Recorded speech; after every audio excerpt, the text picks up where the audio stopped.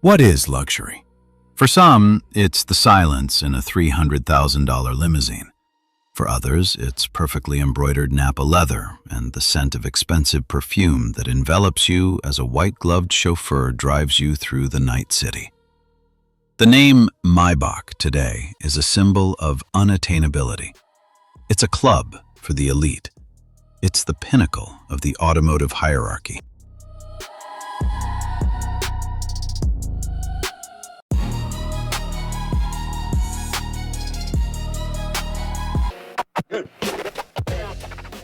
Now look here, this is your garage.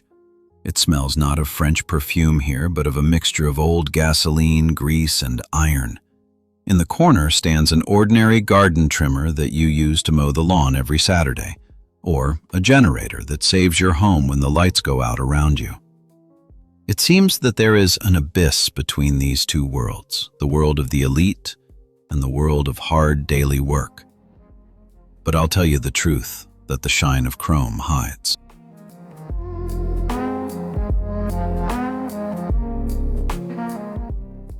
They share a common origin, a common heart.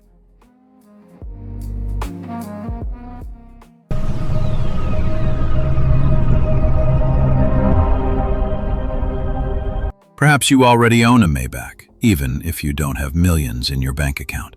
Every time you pull the starter cord of your tool, you are activating the mechanism of the man who founded it, whose name today adorns the most expensive cars on the planet.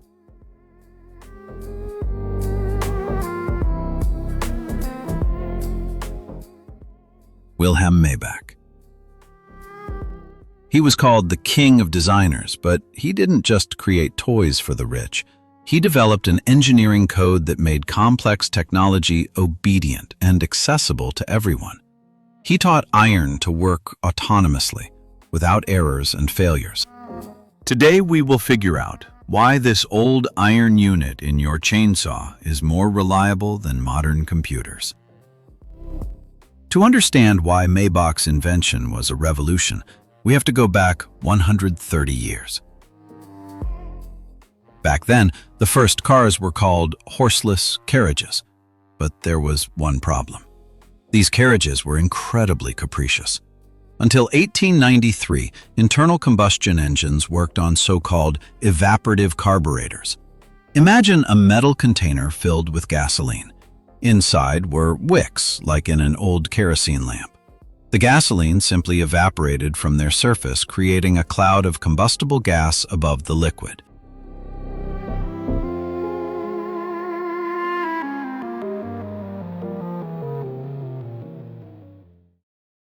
It was terrible. First, you couldn't just press the gas and go faster. If you wanted to change the speed, you had to stop or manually catch the settings right on the go, trying to mix the air blindly. Second, such an engine depended on the weather. If it was cold outside, the gasoline wouldn't evaporate. If it was hot, the engine would choke. But the worst thing was the spark in the cylinder. It could set the entire tank on fire at any moment. Driving then was not a walk, but a real test of survival with a gasoline bomb under the seat. It was into this chaos that Maybach came. He realized that fuel shouldn't wait passively. He decided to turn gasoline into a mist, fine as morning dew. In 1893, he patented his injector carburetor. This was the birth of the modern engine. Maybach turned the chaos of fire into a tame force. When the patent for the carburetor was obtained, the world changed instantly. But Wilhelm Maybach himself did not celebrate. He was called the king of designers. However, he never sought fame.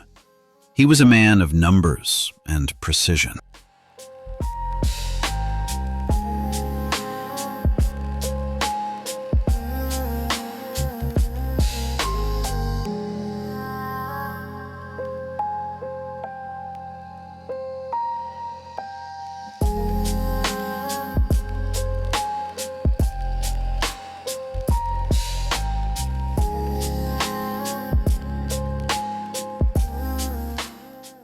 His His invention became the very missing element that allowed cars to leave the showrooms and onto real roads.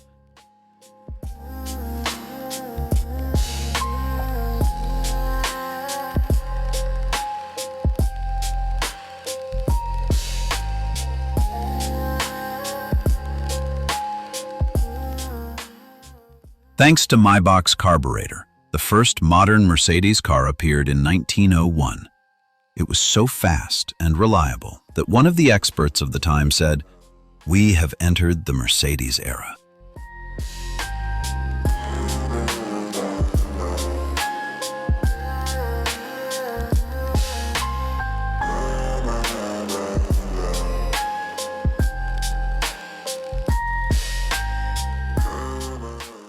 But how did this affect him personally? Maybach was a genius who worked for others. He created glory for Daimler, but after the death of a friend, they began to squeeze him out of the company. The board of directors considered him too expensive and too obsessed with perfection. He left, but did not give up. Together with his son Carl, he founded his own brand, Maybach. And here is the irony of fate.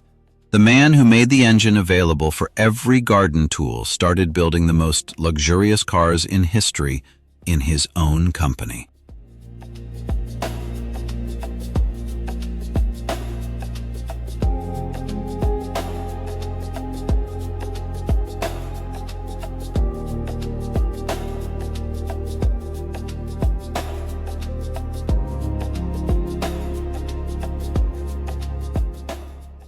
He proved that mechanics is an art. If your carburetor works perfectly, that is the highest form of luxury. When you look at the Maybach logo today, two intertwined M's, remember that it originally stood for Maybach Motorenbau. It was a company about engines, about a passion for metal, and about the very first fuel injection that he invented in his office. His personal triumph was that he didn't just create a brand, he created a standard. Every engineer after him, developing a power system, used Maybach's formulas. He made sure that the name on the hood of the most expensive car in the world is not just a status. It is the signature of a master who taught humanity to control fire through a small copper nozzle.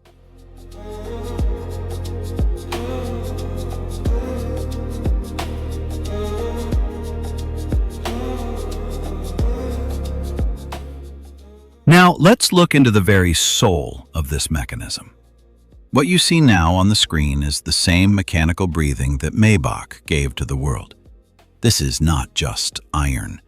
It is pure physics that works without a single wire, sensor, or microcircuit. This gas was what the engine tried to draw in. Look at this narrow channel in the middle. In engineering, it is called a diffuser or a venturi tube. Maybach knew that if you force air to pass through such a bottleneck, it will change its properties. In order to have time to pass through the bottleneck, the airflow accelerates to incredible speeds, often close to the speed of sound.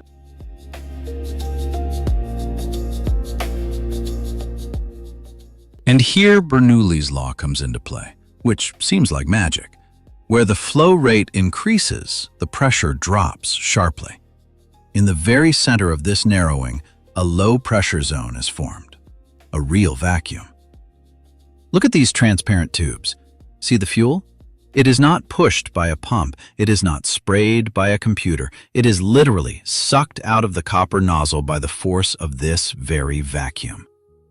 The air that the engine inhales becomes a pump for its fuel. This is perfect automation. The harder you press the gas and the more air the engine sucks in, the stronger the vacuum becomes. The system itself knows how much it needs, but simply pulling out gasoline is not enough. Liquid burns poorly. For the engine to produce power, the fuel must become a gas. Pay attention to this moment of atomization. When gasoline flies out of the nozzle, the high-speed airstream literally tears it into billions of microscopic droplets. This is called atomization. In a fraction of a second, gasoline turns into a mist smaller than morning dew. Now it is no longer a liquid. This is combustible air, ready to explode at the slightest spark. Maybach made it so that nature itself prepares the fuel for your car. No electricity, just a perfect calculation of the cross-section of the channels. This is a mechanical computer, where instead of ones and zeros, speed and pressure work.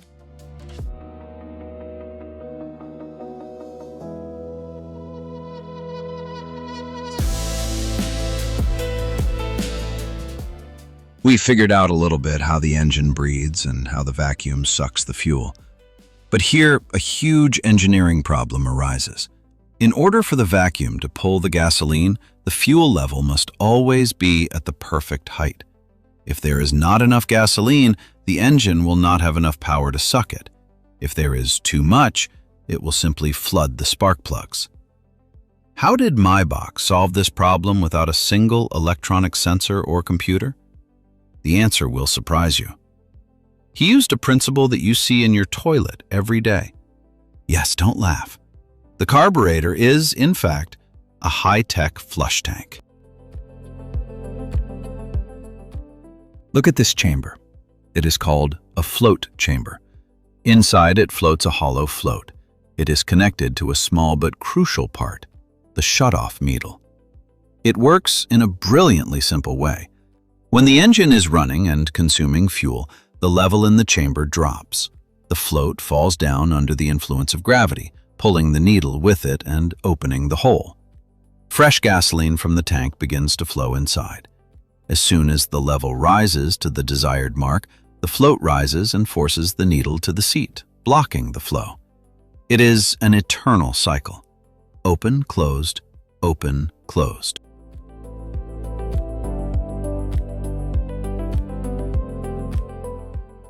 Why is this so important? Because 90% of the problems with your generator, scooter, or old car are hidden here. If even one grain of sand gets under this tiny needle, it will not be able to close. Gasoline will continue to flow, the level rises above normal, and the carburetor will begin to run rich. The result?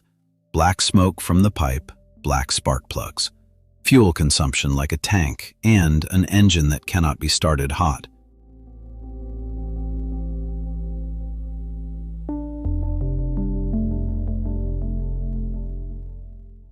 Or, conversely, the float may be incorrectly adjusted and cut off the fuel too early. Then the level will be low, the mixture will be lean. The engine will heat up, backfire, and lose power.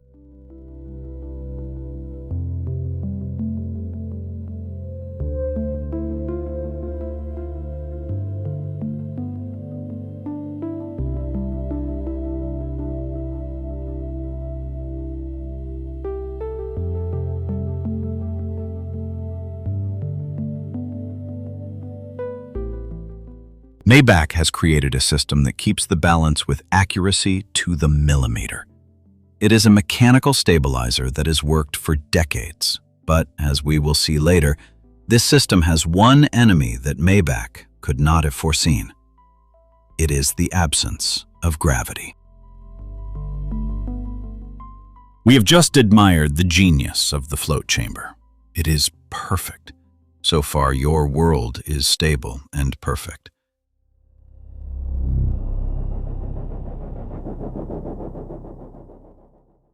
But war is instability.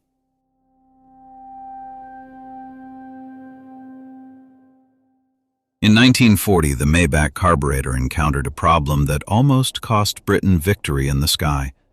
Imagine that you are the pilot of the legendary Spitfire.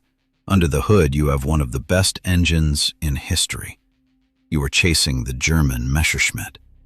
The German ace knows your weak spot. To shake you off his tail, he makes a simple but tough maneuver. He sharply pushes the rudder away from him and goes into a steep dive. At this moment, negative G-force occurs. It feels like you are falling in an elevator, only 100 times harder. It throws you to the ceiling of the cabin. And here the Maybach system betrays you. The gasoline in the float chamber also obeys physics. It flies up to the ceiling of the chamber. The float, losing support, falls down. The fuel supply stops instantly. Your powerful engine chokes. It makes a loud whoosh, throws up a cloud of black smoke and stalls. The propeller continues to spin only by inertia. These 3 to 5 seconds of silence were fatal. By the time you try to level the plane and start the engine again, the enemy is already far away, or worse, is coming at your tail. The Germans laughed at this. Their Daimler-Benz engines no longer had carburetors. They had a mechanical injector, a direct injection system that did not care about gravity. They could fly either upside down or sideways. The fuel was pumped in by a pump under enormous pressure. British engineers were in despair. It took years to develop their injection system, and planes were already crashing today. The decision came not from respected professors, but from a female racer, engineer Beatrice Schilling, nicknamed Tilly. She understood. If we can't cancel gravity, let's limit the flow. She created a detail that looked funny, a brass washer with a calibrated hole in the middle. Pilots jokingly called it Miss Schilling's orifice. This washer was placed in the fuel line in front of the carburetor. It worked like a restrictor. When the plane was in a dive and gasoline tried to fill the engine, the narrow hole simply did not let in excess fuel. This little brass coin saved 100 lives and allowed the British to fight on equal terms. This story is a verdict on the float system in extreme conditions. It proved that if you want your engine to work in any position, whether it's a fighter in the sky or a gas station in your country house, you need to get rid of the float. And humanity found a way out. Meet membrane. The history of airplanes taught engineers the main thing. If you want true freedom of movement, you have to kill the float. Gravity is an unreliable partner. That's why there's a completely different device in your chainsaw or lawnmower. It's a diaphragm carburetor. It's a real acrobat in the world of mechanics. You can turn the tool upside down, shake it, work at any angle, and it won't choke. What's the secret? Look at this black rubber part. This is the heart of the system, the diaphragm. It also replaced the float and the injection pump. Here, Maybach, if he had lived to this day, would have applauded standing up. The engineers used the engine's breathing to pump fuel. Pay attention. When the piston goes up, a vacuum is created in the crankcase. When it goes down, excess pressure is created. This pulsating pressure is transmitted through a special pulse channel directly to the carburetor. This pulse pushes the diaphragm back and forth. It begins to vibrate at a frantic speed of 100 to 200 times per second in time with the engine speed. It works like a diaphragm pump. It pulsed in one direction, sucked a drop of gasoline from the tank, pulsed in the other, pushed it further to the injector. It's brilliant. The faster the engine spins, the faster this heart beats and the more fuel it pumps. The system is perfectly synchronized, and the main thing is that it doesn't care where is the ground and where is the sky. Air pressure works the same in any position. It was this black rubber that made the emergence of modern hand tools possible. Without it, loggers would still be walking around with hand saws, and they would bite the grass with a hand scythe. But this membrane has one flaw. Over time, it wears out, loses elasticity, and stops feeling the pulse of the engine. That's why your saw starts after 5 years of being idle in the garage, but immediately stalls. The heart has stopped pumping.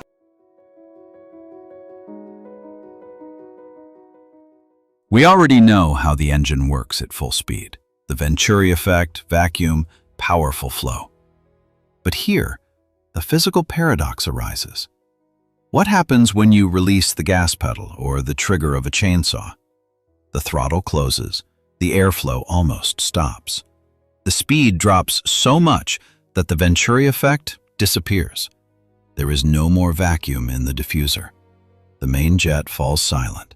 According to all the laws of physics, the engine should instantly stall, but it continues to run. Tick-tock, tick. Maybach predicted this. He created a backdoor for fuel, the idling system. When the throttle is closed, a crazy vacuum forms behind it on the engine side because the piston continues to pull air and the passage is closed. The engineers drilled a tiny hole in this very place. The vacuum draws a microscopic portion of gasoline through it, just enough to keep the engine from dying. And here we come to the main nightmare of beginners, the L and H screws. The L screw is the idle valve. When you turn it, you change the amount of fuel that goes through the same back door. You rev it too high, there's not enough fuel. The engine runs erratically, picks up speed on its own, and stalls when accelerating. This is a lean mixture. You rev it too high, the engine rumbles, smokes, the spark plug turns black, and when you press the gas, it chokes because you've drowned it in gasoline. But as soon as you press the gas, unfortunately, the screw steps in. H is the tap for the main diffuser for full power, and this is the most dangerous screw. Why? Because gasoline not only revs the engine, it cools it from the inside. If you turn the screw too hard to save, the mixture becomes lean. The revs will skyrocket, the saw will start to grind. It seems to you that it has become more powerful, but this is a death cry. Without fuel, the engine will overheat in a matter of minutes and the piston will simply melt. Here is the golden rule of tuning. L is responsible for ensuring that the engine does not die when you are standing still. H is responsible for ensuring that the engine does not burn out when you are working. Maybach did not leave these settings fixed because the density of the air changes. In winter, the air is thick. You need more gasoline. In summer, it is thin. You need less. These two screws give you power over the climate. But like any power, it requires understanding, not blind twisting. We just talked about the classics, where there are 3 screws. But look at this carburetor from my garage. This is the most popular carburetor in the world, which is on millions of generators, tillers, and lawnmowers. Most likely your generator has the same one. An attentive viewer will immediately ask, wait, where is the H screw? Where's the high speed setting? And it is not there.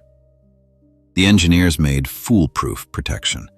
The main jet here is fixed.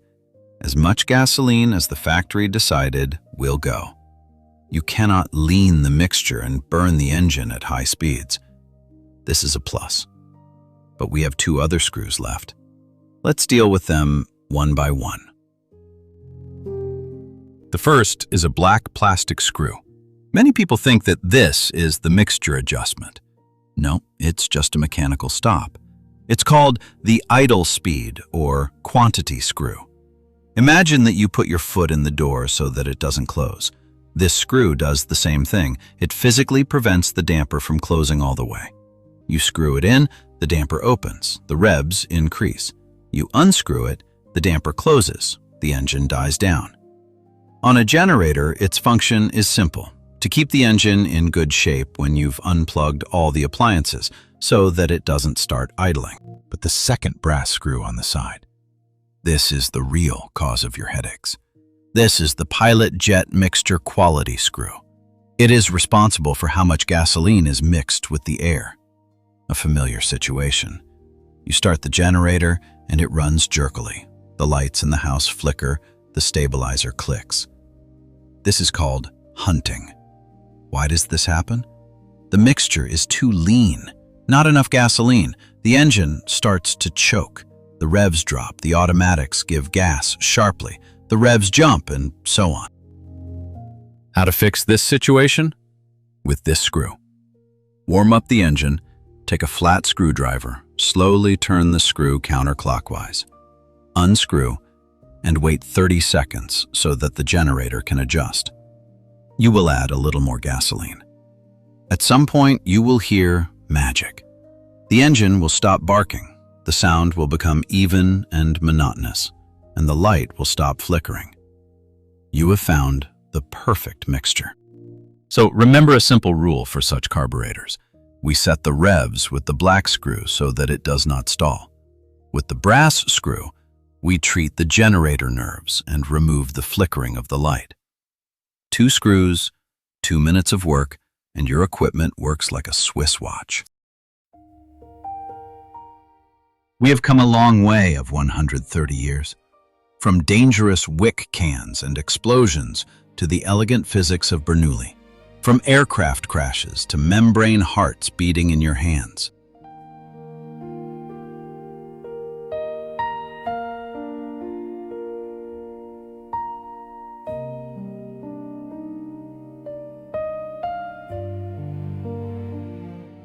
Someone will say, the carburetor is dead, and they will be partly right.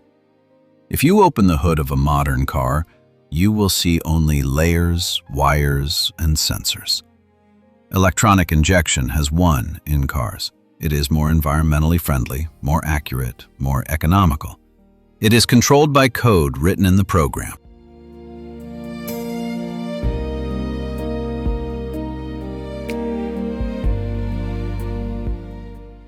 But try to fix electronic injection in the middle of the taiga when your battery is dead. Or try to find a diagnostic connector on a chainsaw when you are felling a forest hundreds of kilometers from civilization. Here, in the world of real, dirty, hard work, the carburetor remains king. Why? Because it's an autonomous device. It doesn't need a computer. It doesn't need electricity. It doesn't need firmware updates. All it needs is airflow and the laws of physics that never break or freeze.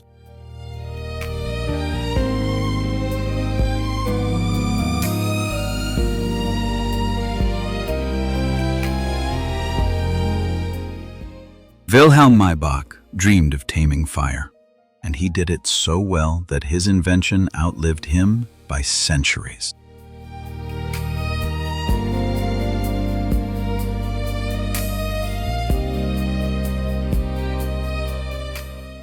So the next time you pull the starter cord on a generator and hear that sharp and ringing sound of the engine, don't take it as a routine. Smile a little. You also have a Maybach.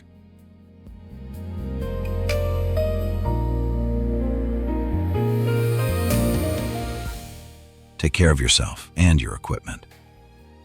Thanks for watching. Please subscribe and like. See you on the channel.